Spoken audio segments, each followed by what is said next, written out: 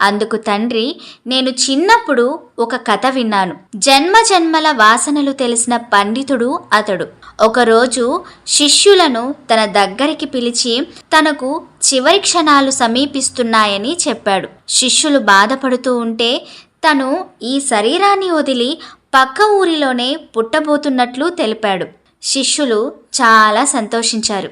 అయితే వారి సంతోషం ఎక్కువసేపు నిలవలేదు.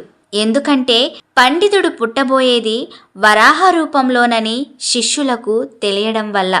కొన్నాళ్లకు పండితుడు మరణించాడు. 10 రోజుల తర్వాత గురువు ఎలా ఉన్నాడో చూసి వద్దామని శిష్యులు పక్క ఊరికి వెళ్లారు. అక్కడ వరాహ రూపంలో బురద గుంటలో పొర్లుతున్న గురువు కనిపించాడు.